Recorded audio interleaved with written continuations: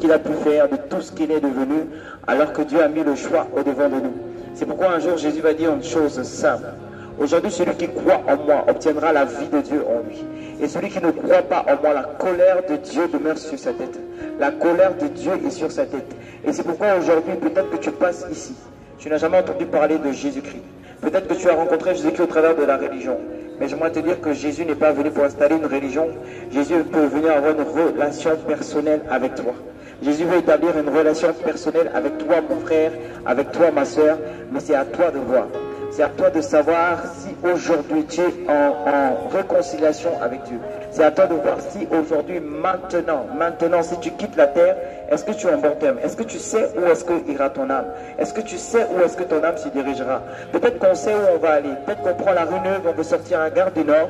Peut-être qu'on prend la rue Neuve, on veut aller à Place de la Bourse. Peut-être qu'on prend la rue Neuve, on veut se rendre à De Broekère. Mais une chose est certaine, c'est que la vie ici-bas ne se limite pas. Lorsqu'on meurt, c'est réellement un nouveau recommencement. Parce que ce qui intéresse Dieu, ce n'est pas notre enveloppe charnelle. Souvent, nous les hommes, nous prenons soin. Oh, très bien souvent, nous prenons soin de notre enveloppe corporelle.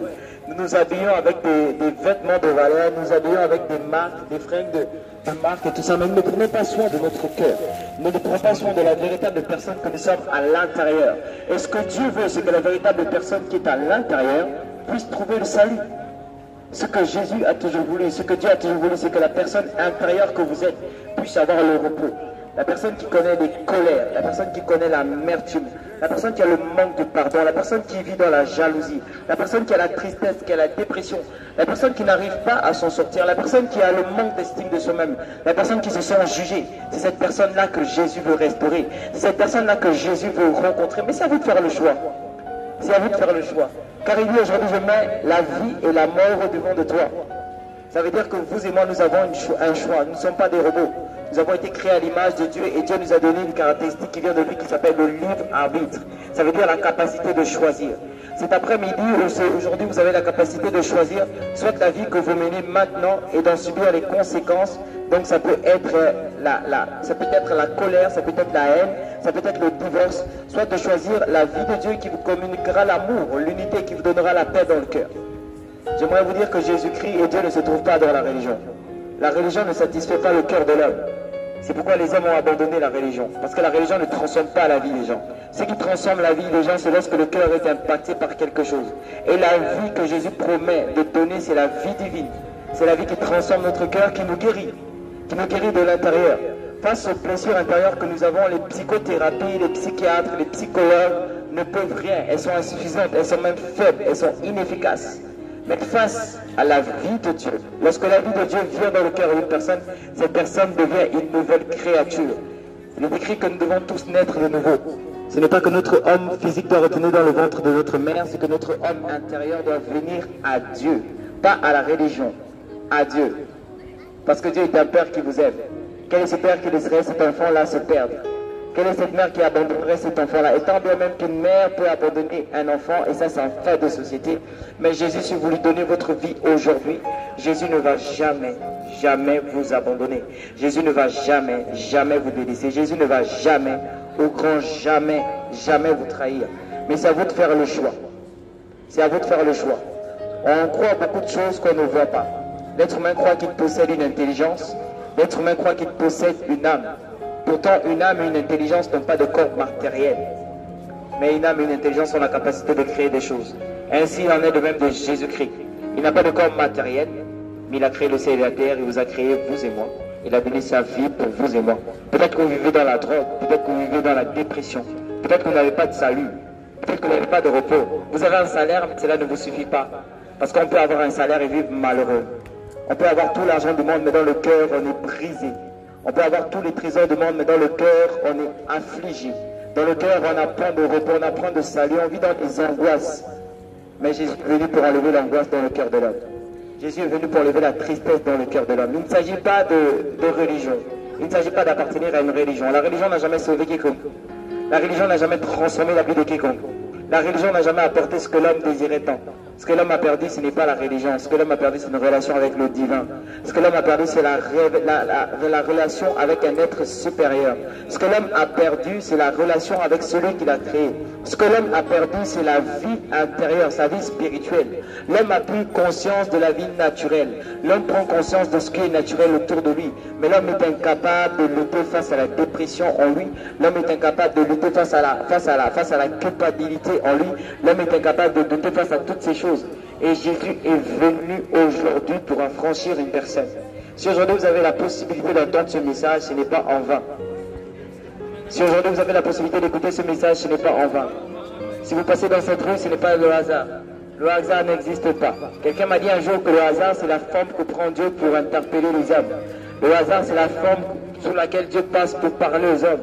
Et cette soirée, vous avez la possibilité d'entendre l'évangile, la bonne nouvelle. La bonne nouvelle, c'est que vous n'êtes plus obligé d'être esclave de la cigarette. La bonne nouvelle, c'est que vous n'êtes plus obligé d'être esclave de la rancune. Vous n'êtes plus obligé de vivre dans le sentiment de rejet. C'est ça la bonne nouvelle. La bonne nouvelle, c'est qu'il y a une personne qui a payé le prix pour vous. Il y a une personne qui veut donner une vie, une qualité de vie supérieure. Il y a une personne qui veut donner une qualité de vie que l'être humain ne peut avoir de lui-même. Il y a une personne qui veut donner une qualité de vie que l'être humain ne peut saisir de lui-même. Il y a une personne qui s'appelle Jésus-Christ qui veut vous offrir et qui vous offre une vie que l'homme ne peut obtenir de lui-même. Malgré son intelligence, malgré ses richesses. Quand je pense à Alexandre de Grand, je pense qu'il avait tout, mais il n'avait certainement pas l'amour et la personne de Dieu en lui. À quoi est-ce que ça me servirait de gagner tout le monde et de savoir qu'un jour je brûlerai? À quoi est-ce que ça me servirait d'avoir toutes les choses de la terre et savoir qu'un jour je ne pourrai pas bénéficier de ces choses éternellement? C'est pourquoi la parole de Dieu dit: ne vous amassez pas des trésors sur la terre où la rouille et la teigne peuvent les détruire. Mais prenez la parole de Dieu et c'est là dans votre cœur, car elle a la possibilité de sauver vos âmes. La parole de Dieu a la possibilité de restaurer vos âmes. Et Jésus va dire un jour: l'Esprit du Seigneur est sur moi, il m'a apporté la bonne nouvelle aux pauvres. Les pauvres qui n'ont pas la réalité du royaume de Dieu en eux, les pauvres qui n'ont pas la réalité de l'amour de Dieu, les pauvres qui n'arrivent pas à pardonner parce qu'ils sont riches en rancune et ils sont pauvres en amour. Les pauvres qui n'arrivent pas à donner la vie parce qu'ils sont riches en hypocrisie et ils sont pauvres en amour. Les pauvres qui n'arrivent pas à apporter des solutions parce qu'ils sont riches de tout ce qui est inutile, mais sont pauvres en amour. Et ce sont ces personnes-là que Jésus est venu toucher. Ce sont ces personnes-là que Jésus est venu rencontrer. Les personnes qui sont rejetées, les prostituées, les voleurs, les menteurs, toutes personnes qui se sont incapables sur la terre, ce sont ce genre de personnes que Jésus-Christ est venu rencontrer. Car il dit que le royaume de Dieu appartient à ceux qui sont pauvres en esprit. Ceux qui ne se disent pas que j'ai tout. Ceux qui ne se disent pas que j'ai la connaissance infuse. Ceux qui ne prétendent pas aux choses élevées. Mais ceux qui se disent que certainement il y a un Dieu qui existe. Parce que si je suis sur la terre, ce n'est pas le fruit des hasards. Un besoin ne peut pas créer de l'ordre. Alors le Big Bang, c'est une théorie qui est complètement erronée. J'aimerais vous dire que cet après-midi, Jésus est en train de vous parler. Jésus est en train de parler à vos cœurs, mais c'est à vous d'ouvrir la porte de votre cœur. Un jour, il va dire une chose merveilleuse. Jésus va dire: voici, je me tiens à la porte de votre cœur et je suis en train de frapper. Je frappe parce que je ne suis pas un voleur. Si Jésus frappe, c'est parce que Jésus n'est pas un cambrioleur.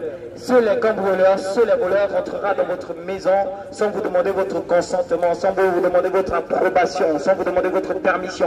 Mais si Jésus est en train de frapper en cette début de soirée dans votre cœur, c'est parce que Jésus aimerait que vous fassiez le bon choix, ou le meilleur choix possible. C'est celui d'ouvrir la porte de votre cœur. Vous aimez ouvrir la porte de notre cœur à beaucoup de personnes qui nous ont blessés. On ouvre la porte de notre cœur à beaucoup de personnes qui nous ont trahis. On ouvre la porte de notre cœur à beaucoup de personnes qui nous ont abandonnés, qui nous ont critiqués. On ouvre la porte de notre cœur à beaucoup d'habitudes qui sont méchantes pour nous, qui sont destructrices pour nous. Mais il y a une personne qui s'appelle Jésus qui vous connaît et qui ne veut pas que vous restiez dans cette situation dans laquelle vous êtes, parce qu'il vous aime et c'est l'amour de Dieu. L'évangile, c'est l'amour de Dieu en action. L'évangile, c'est l'amour de Dieu, car Dieu a tellement aimé l'être humain. Dieu t'a tellement aimé, toi qui es comme tu es. Dieu t'a tellement aimé. Dieu ne te demande pas de changer de toi-même. Jésus ne te demande pas de changer de toi-même. Il te demande simplement une chose, c'est d'ouvrir ton cœur. Si tu ouvres ton cœur, c'est assez suffisant pour laisser Dieu agir dans ta famille. Si tu ouvres ton cœur, c'est assez suffisant pour laisser Jésus-Christ agir dans ta vie. Si tu ouvres ton cœur, c'est assez suffisant pour laisser Jésus-Christ apparaître dans ta vie. Si aujourd'hui tu ouvres ton cœur, tu as la possibilité d'être transformé, tu as la possibilité d'être libéré de l'alcoolisme, du tabagisme, de toute forme d'addiction. Mais c'est à toi, mon frère, ma soeur, d'ouvrir ton cœur, parce que Dieu t'aime et Dieu ne veut pas te laisser dans la situation dans laquelle tu te trouves. C'est pourquoi il a donné une personne qui s'appelle Jésus. Dieu a donné une personne qui s'appelle Jésus-Christ afin que chaque être humain, aux quatre coins de la terre, le jour où il entend le nom de Jésus-Christ et l'invite dans sa vie, il soit sauvé. Mais c'est à vous de faire le choix, parce que ce choix vous appartient, cette décision vous appartient. Il n'y a personne d'autre qui peut prendre cette décision à votre place. C'est vous qui devez faire le choix d'ouvrir la porte de votre cœur à Jésus de Nazareth.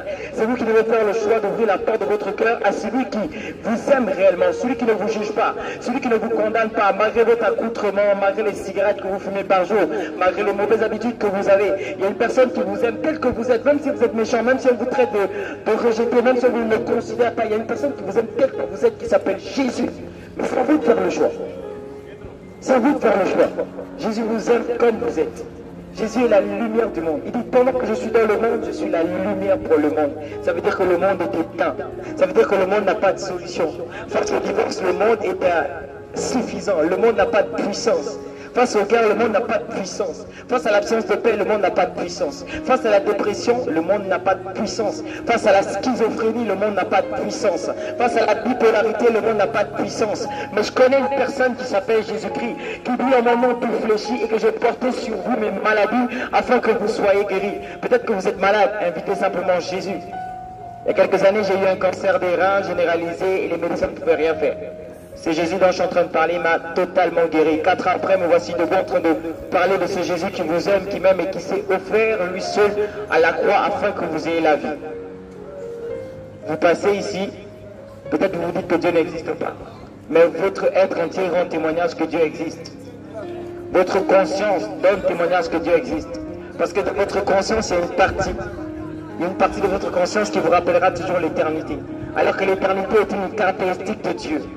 Et l'éternité est une caractéristique que Dieu a mis en l'homme, afin que l'homme se rappelle que l'homme n'est pas seulement humain, l'homme n'est pas seulement temporel, l'homme n'est pas seulement fait de chair et de sang, mais l'homme est fait d'une partie éternelle qui s'appelle l'âme.